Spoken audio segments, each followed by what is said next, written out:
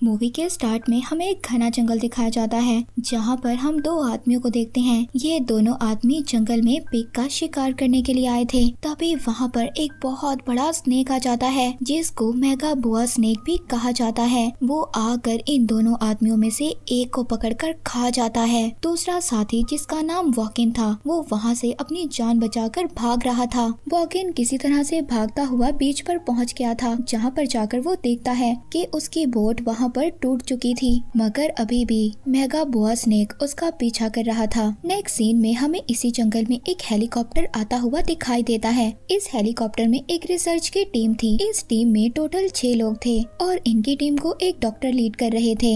ये टीम वहाँ पर कैंप लगाती है और रात को बैठकर जब ये बातें कर रहे थे तभी वहाँ पर वही आदमी वॉक इन आ जाता है। इनकी टीम में जो एक लड़की थी वो उस पर गन पॉइंट कर लेती है। वो आदमी आकर इनको सारी कहानी बताता है कि उसके साथ जंगल में क्या क्या हुआ, मगर यहाँ पर ये आदमी इन सब लोगों को उस मेगा बुआ स्नेक के बारे में बिल्कुल भी कुछ नहीं बताता कि वो साइज में कितना ज्यादा बड़ा है और वो एक झटके में ही एक आदमी को पूरा निकल जाता है। यहाँ पर डॉक्टर उस आदमी वॉकिन से कहते हैं कि परसों हमें हेलीकॉप्टर लेने के लिए आ जाएगा और जब तक तुम हमारे साथ रह सकते हो। इनके पास कोई एक्स्ट्रा टेंट नहीं था, इसीलिए ये आदमी बीच के किनारे पर जाकर सो जाता है। अगली सुबह जब डॉक्टर अपना शूज पहन रहे थे तो वो अचानक से चिल्लाने लगते हैं। उनके शूज में से एक जहरीला स्पाइडर निकलता है जिसने डॉक्टर को काट लिया था। डॉक्टर के स्टूडेंट उनको फर्स्ट एड करने की कोशिश कर रहे थे तभी वहाँ पर वो आदमी वॉक इन आ जाता है और आकर सबसे कह रहा था कि जरूर डॉक्टर को जहरीले स्पाइडर ने काटा होगा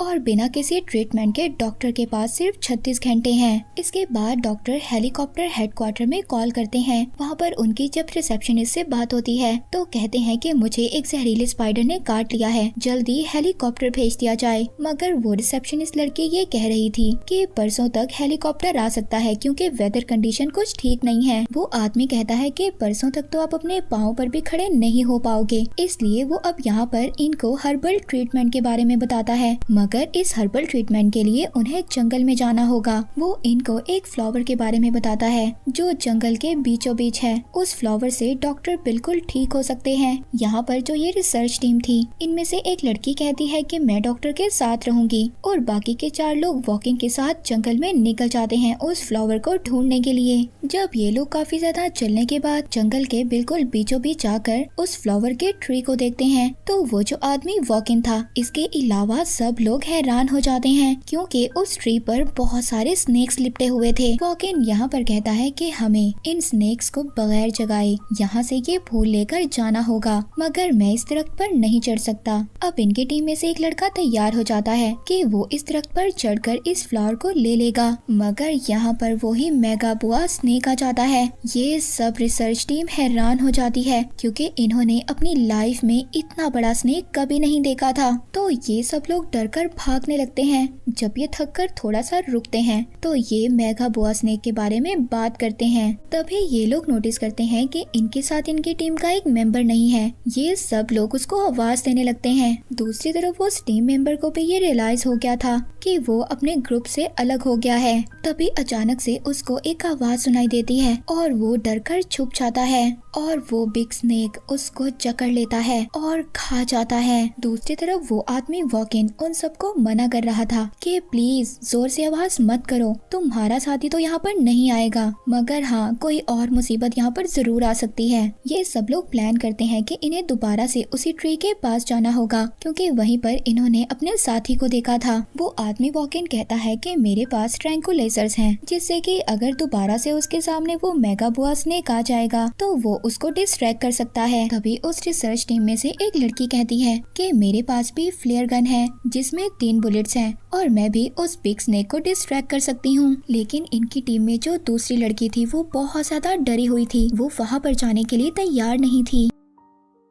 अब वो लड़की भी उनके साथ जाने के लिए तैयार हो जाती है। वो अकेली क्या कर सकती थी। इसके बाद दूसरी तरफ हम उस लड़की को देखते हैं जो डॉक्टर के साथ रुकी हुई थी। वो बार बार कॉल्स कर रही थी मगर कोई भी पायलट अपना हेलीकॉप्टर यहाँ पर लाने के लिए तैयार नहीं था। उधर हम हेडक्वार्टर में देखते हैं जहाँ पर उस लड़की रिसेप्शनिस्ट के पास एक पायलट आता है और वो उस लड़की पर गुस्सा हो रहा था। तुमने उन लोगों को हेलीकॉप्टर क्यों जाने के लिए दिया, वो जगह बहुत ज्यादा खतरनाक है। वो लड़की कहती है कि उन्होंने वहाँ पर जाकर कुछ रिसर्च करनी थी और उन्होंने उस हेलीकॉप्टर के लिए अच्छे पैसे भी दिए थे। मगर अब वो पायलट जाने के लिए तैयार हो जाता है, हालांकि उसने कुछ सालों पहले ही अपना ये पायलट का काम छोड़ दिया था। हमें जंगल का सीन दिखाया जाता है। वो आदमी वॉकिन वहाँ पर अपने साथियों के साथ उसी ट्री तक पहुँच गया था। इनकी टीम में से एक लड़का उस दरख्त पर चढ़ने की कोशिश करता है, तभी वो जो दूसरी लड़की थी वो फ्लेयर गन से फायर करती है, मगर वो उस स्नेक को नहीं लगती। तभी वहाँ पर वॉकिन अपने ट्रैंकुलाइजर गन से उस पर वार करता है, जो उसकी गर्दन में जाकर लगती है और उस बिग स्नेक के मुंह से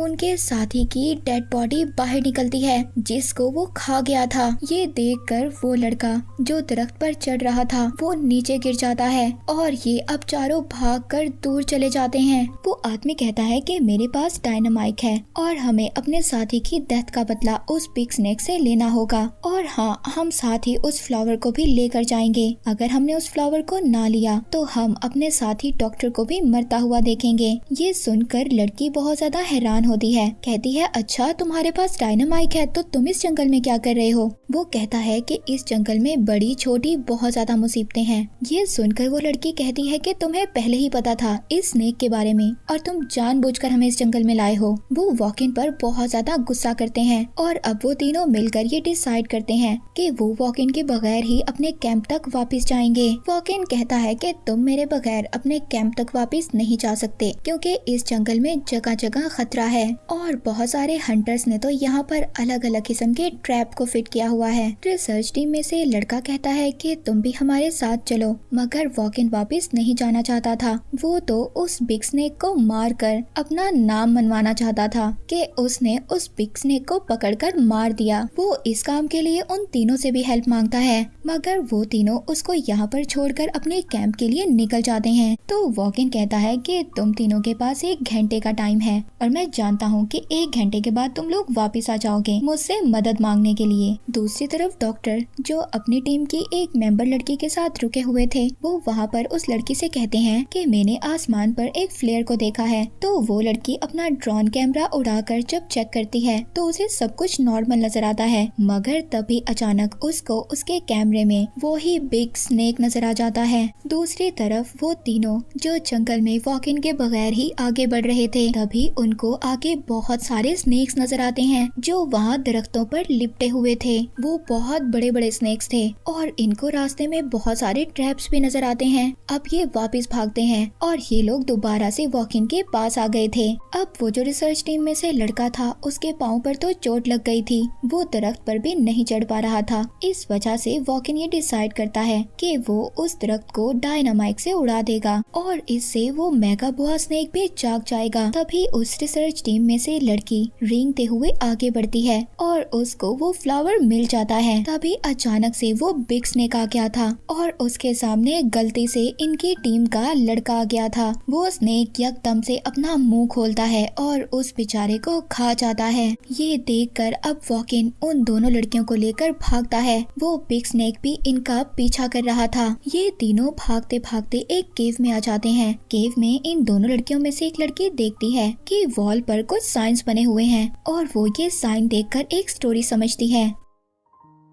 तो ये स्टोरी समझकर इसको पता चलता है जब वो बिग स्नेक अपनी स्किन को छोड़ देता है तब कबीले वाले इस पर अटैक किया करते थे और इन स्नेक्स को मार देते थे। पर तभी उस केव में अचानक से छोटे छोटे स्पाइडर्स और उनके साथ एक बड़ी स्पाइडर भी थी जो इनका पीछा करने लगती है। इस पर जिस लड़की के पास फ्लेयर गन थी वो इस स्पाइडर पर अटैक करती है और उसकी बॉडी में आग लगा देती है। इसके बावजूद वो स्पाइडर इनका पीछा करते हुए केव से बाहर आ गई थी, मगर वहाँ पर बिग स्नेक भी था जो उस स्पाइडर के आगे आ गया था। इस स्पाइडर और बिग स्नेक के दरमियान में फाइट हो जाती है। इस बात का फायदा उठाकर वॉकिन उन दोनों लड़कियों को लेकर भाग जाता है। ये लोग भागकर जब आगे बढ़ते हैं तो इनको 1956 के जमाने की एक पुरानी लैब नजर आती है। उस लैब के बाहर एक केमिकल का तालाब था। वॉकिन इन दोनों लड़कियों को बता रहा था कि अगर कोई गलती से भी इस तालाब के अंदर गिर गया तो उसकी पूरी स्किन उतर जाएगी। दूसरी तरफ डॉक्टर भी अपने साथ उस लड़की को लेकर बेस कैंप से बाहर निकल गए थे।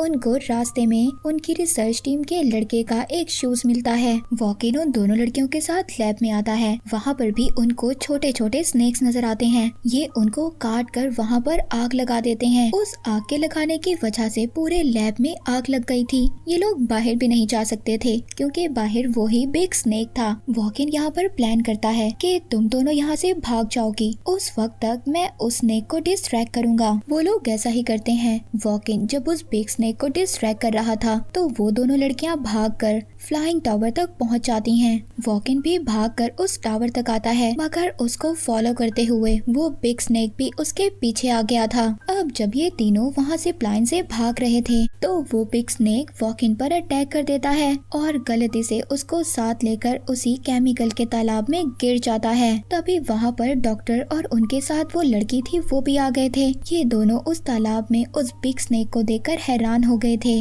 तभी ये अपनी रिसर्च टीम की दोनों लड़कियों को भी देख लेते हैं और उनको भुलाने की कोशिश करते हैं, लेकिन उनकी खुशी ज्यादा देर तक नहीं टिक पाती क्योंकि वो बिग स्नेक बगैर स्किन के ही उस तालाब से बाहर आ गया था। वो डॉक्टर पर अटैक करने के लिए बढ़ता है, मगर तभी जो रिसर्च टीम की लड़की थी जिसने केव में स्टोरी को पढ़ा था, उसको उस केव की स्टोरी याद आ जाती है कि कैसे जब इस मेगाबुआ स्नेक की स्किन रिमूव हो जाती है तो कबीले वाले इसको मार देते थे। अब ये दोनों लड़कियां मिलकर उस स्नेक पर अटैक करती हैं, जिससे कि उसकी स्किन कटने लगती है। वो स्नेक गुस्से में आ गया था और वो तभी एक लड़की को खा जाता है, मगर वो लड़की उसके मुंह में जाकर उसको नाइफ से स्टैब कर देती है। वो उसके दिमाग पर वार करती है, जिससे कि वो मेगाबुआ स्नेक मर गया था और वो लड़की किसी न किसी तरह बाहर आ जाती है। पर तभी वो तीनों लड़कियां देखती हैं कि डॉक्टर की हालत खराब हो रही थी। उसको वो जो ऑर्चिड फ्लावर मिला था वो पीस कर डॉक्टर को खिला देती है, जिससे कि डॉक्टर को थोड़ा सा आराम मिल जाता है। तभी हम देखते हैं वो पायलट हेलीकॉप्टर ले आया था जिसने लड़की से कहा था कि मैं उनकी हेल्प के लिए जरूर जाऊंगा, और वो चारों जिंदा इस आइलैंड से निकल गए थे। वो हेलीकॉप्टर में बैठकर चले जाते हैं, मगर उनकी टीम 6 लोगों की थी जिसमें से सिर्फ 4 लोग रह गए थे और 2 को वो बिग बुआ स्नेक खा गया था।